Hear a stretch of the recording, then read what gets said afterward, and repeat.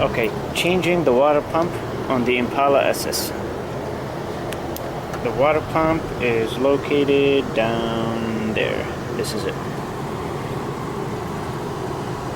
So that's the water pump right there. This little circular thing with little circles inside it. That's the water pump. Now to get to it, we will have to remove the serpentine belt. And in the Impala SS, it's a bitch by every sense of the word. I mean, there's absolutely no room. This is the small block V8 we have here, and there's like really no room. The idle pulley is somewhere under the alternator, like somewhere down there, and there's a special tool that you can slide in, but nobody seems to have that tool, and it's not something you can find anywhere. So we're gonna do it the redneck way. So what I did is I removed the passenger side front tire, and in the Impala you have like a little cover here. It has two screws, one here, one there. Just remove these plastic screws, and what you do is you're gonna see the spring tensioner for the idle pulley. So all what we're gonna do is we're gonna loosen this bolt right here, that one, and this spring will fall down and pull the pulley with it. Now it's going to be kind of a bitch to put it back, but this is really the easiest way, and I'm going to show you how to put it back. So once you loosen this bolt, this thing will click like this. It's not going to fall all the way to the ground, but it's going to just drop, and it could drop with a little force, so be careful and wear some eye protection. And once this drops, the serpentine belt over here will loosen, so you can remove it, and once you remove it, you'll be able to change the water pump. Now these little circle holes in it, let me zoom in on it. Inside each hole there's a screw, so you have one here, and there's another one down there. Like it's got like, I think 1, 2, 3, 4, 5. I'm counting 5. 1, 2, 3, 4, 5. Yeah, 5. So in each of these little holes there's a screw. You open 5 screws and the whole thing will drop. And have a little like oil pan, I guess, to collect the water, you know, the coolant. Otherwise it's just gonna fall on the floor. And put another one in. Put the screws back in the same holes with the new one, and then put the belt back. And then we have to lift that spring back up and re-bolt this, and you're done. Now, things to watch for. Every car has a schematic into how the belt goes around. How does it snake around all the pulleys? Of course, in our wonderful Impala, there is no such diagram. So take a picture, draw it, do whatever you have to do. This thing has to go exactly in the same way. Otherwise, when you start the car, you will damage a lot of things. So I would just take a picture, you know. I've changed it so many times I memorized the damn thing, but like, you just take a picture of it so you can put it back in the same way before you tension it again. So let's go ahead, and I'm gonna remove that little screw here to drop that down to loosen the belt.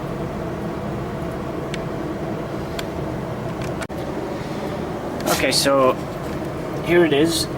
I removed the screw, so this thing is loose. As you can see, it used to be in this hole here.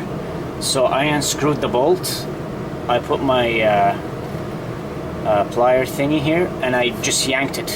So once you yank it, it'll just go plop. It's like it's gonna pop down.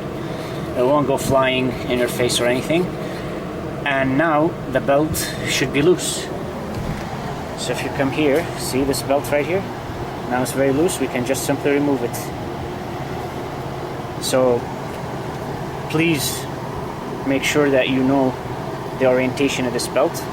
Otherwise, you're gonna have a lot of problems putting it back. Nobody knows how to put it back. Even garages, they won't even know, or they won't help you. So, and there's no diagram to tell you how this thing snakes around the pulleys and everything.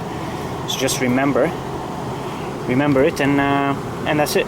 Me, generally, like rule of thumb, what I do is I don't remove the whole thing. I'm only going to remove it off this pulley and the water pump. Heck, actually, you don't even have to remove it at all. Just go unscrew the water pump. When the water pump falls down, these things will stay in its place. Get the new water pump and put it on top of the belt itself. I'll show you what I mean. So now I'm going to go ahead and open the water pump. Well, here's the pump. That's the old one. We just took it out.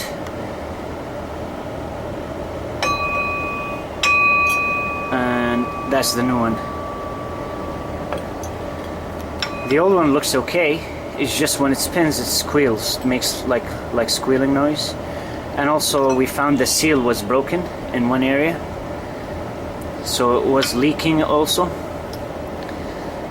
That's the new one, and that's the new seal that you have to put. But before you put the new one with the new seal, let me show you where I took it from and how I did it. Where's the flashlight? Turn the light in the camera.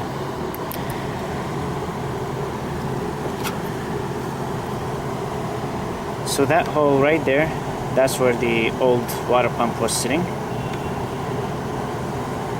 And we're gonna have to scrape all the old seal off of here. Yeah, you're gonna scrape all the old seal off of here. So when you put the new one, it'll adhere properly and you won't have leaks.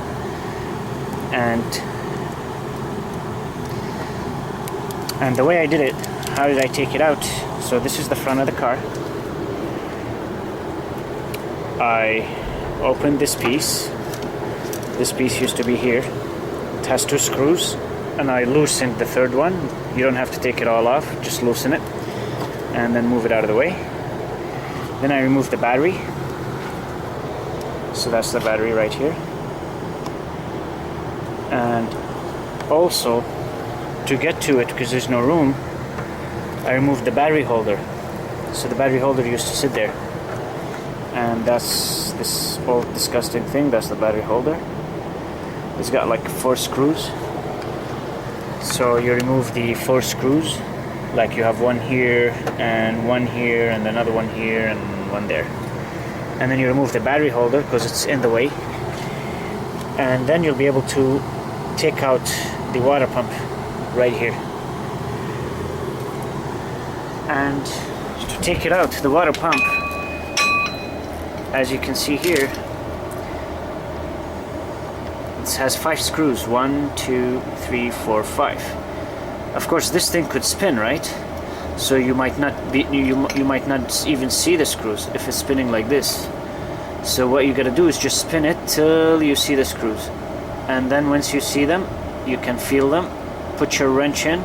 It's 10 millimeter, and open 5 of them. And then once you open it, it's not gonna come out because it's like stuck, right? Because of the seal is stuck in the engine. So just get a screwdriver or pry bar and just pry it open. As soon as you pry it open, it's just gonna fall off. And I use this thing to pry it open. And now we'll put the new one. So before we put the new one, I'm gonna just clean it up all around here, and then we'll stick the seal in. And once we have the seal, we'll put the new pump in, and then we'll put the serpentine belt back and put the battery holder, the battery, this little piece of metal. That's for accidents, by the way. You got like 2 of them. So if there's an accident, the hood will crumble that way, and gives it also strength. So do put it back. And once that's done, then we go underneath, and we gotta take this thing and try to lift it up and put it here. That's gonna be a bitch, but I'm gonna show you a trick on how to do it. And that will retension the belt. And then put the tire back and you are done. Of course, don't forget to add coolant, because like I said, some coolant will fall off. Not much, but a little bit.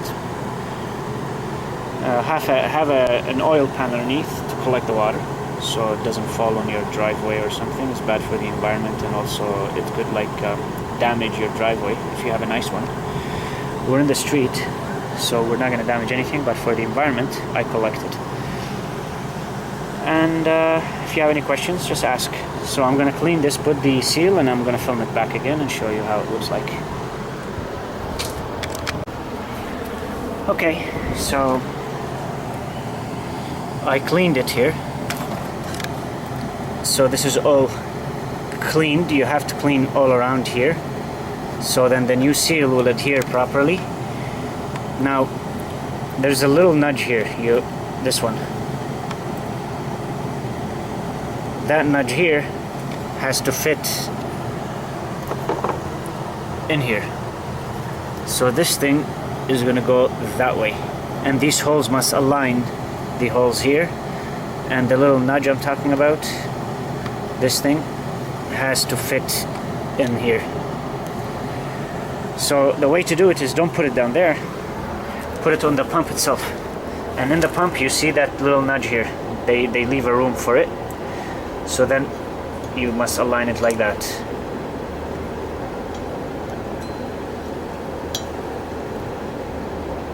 There. So that's the nudge, and these are the screws.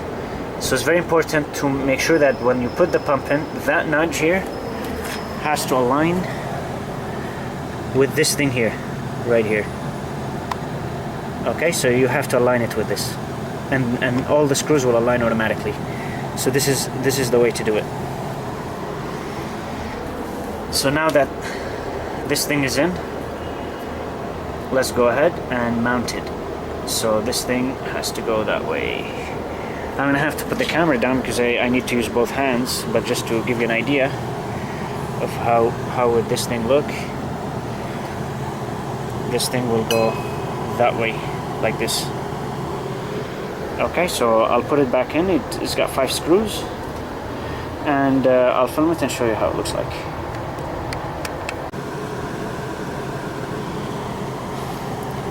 So here's the new pump installed, and we put back the serpentine belt. Now before we put the battery and everything, we're going to tighten it. So to tighten it, we have to push this up and line it up with this hole and put the bolt back in, and you're done. And the way I'm going to do it is, I'm going to use a jack. I'm going to put a jack under here and lift it up. I'm going to have one of my sockets, one of these sockets on top of the jack, and as the jack goes up, it'll hit this thing down here, so it'll go up on it like this.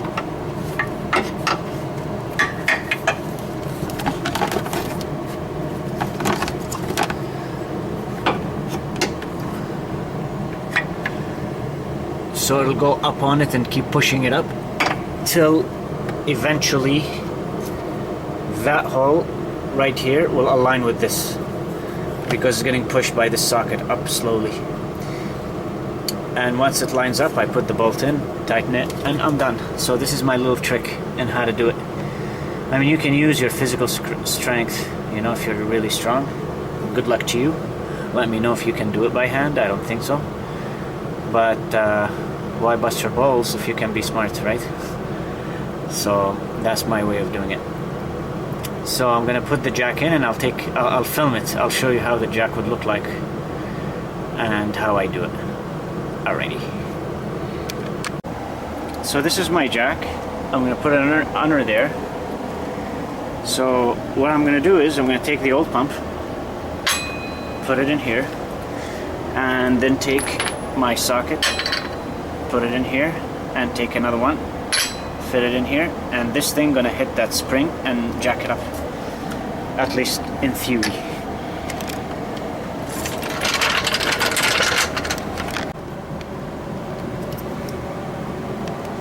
So here's the jack, and here's the socket wrench, the socket from my wrench, jacking up that spring to align it with the hole. don't know if I can zoom in the hole, but it's like aligned right now. It's just the camera and the way it is. So all I have to do is just put that screw back in, tighten it, and loosen the jack and the serpentine belt. It's at a high tension right now.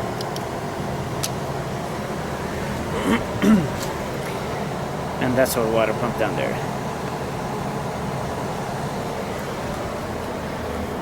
And this is how you change the water pump and loosen the serpentine belt.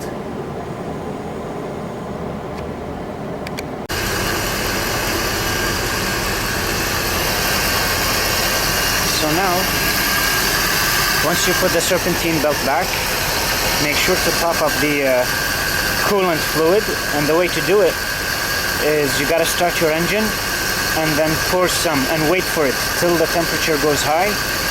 It's gonna suck all the water, and then you have to keep adding.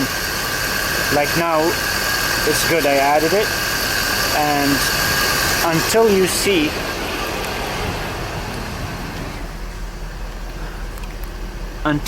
let me turn off the light here so we can see better. Until you see your temperature here in the Impala SS, it goes halfway, so it's still not warm enough. So I'm gonna wait till that needle is exactly on the half mark.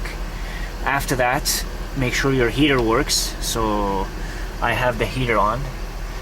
So there's my heater, it's on. So I'm feeling like really hot air coming. That's a good sign. And once that needle goes half, keep it a little bit, make sure that it doesn't go beyond half. Then that is an indication you have a thermostat problem or something else. And once it reaches half, and keep it there, and the heater is on and everything working fine, go back, check the water level, and if the water level like needs to be topped up, just add it. Don't add it in the reservoir, add it from the place where I showed you. Add it right here. So that's where you add it. And then close it, shut down the engine, and then you can go and check your reservoir down there. And make sure that it's to the between the minimum and max level. That's all, and you're done. And make sure you add the proper antifreeze coolant.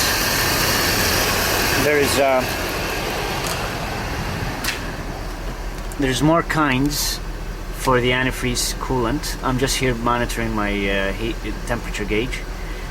There's more two types of antifreeze. One that's pre-mixed, that's what I bought, simpler, and another one that you mix it yourself. You add like 50% water and 50% concentrated coolant.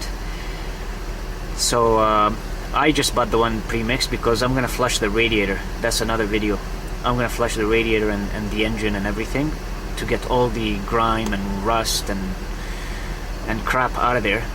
And I'll show you how to do it. So I'm gonna re-drain all the coolant, and once the radiator is clean and flushed properly, I'm gonna buy a good brand coolant, and Prestone usually is really good. I never had problems with them, and they work well. So that's one brand you can buy. There's many other really good brands, and I'm gonna buy the one that you mix yourself, so 50-50. And for those people who put water in their radiator or in their coolant, water is no good, especially on a V8, because water boils at 100 degrees Celsius. This antifreeze coolant will boil at almost 200 or something degrees. So when your engine gets hot, you don't want the water to start boiling at 100 degrees. It creates enormous pressure on the radiator piping and everything. And then you'll get leaks and stuff happening. You want the coolant to not boil at low temperatures. So that's one important thing for you to note, because most people think, oh, antifreeze, I'm in Florida or somewhere warm and there's no snow and nothing, why the hell would I put it? Let me just put water. You'll actually damage your car. As the engine gets hot and the water starts boiling and steam gonna create so much pressure, while the antifreeze coolant will not boil. It boils at much higher temperature, so it stays liquid and creates a lot less pressure on the tiny little aluminum radiator.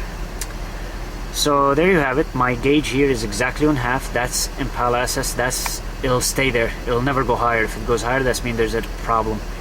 And I have the heater on, and it's really, really hot right now. And I'm gonna go check the water level, and it should be fine. If I need to top it, I'll add more.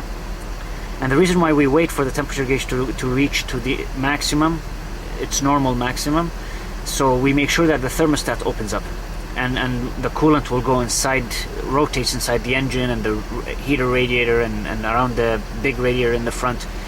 So if you need to add any more, because that's the way to do it. And there you have it.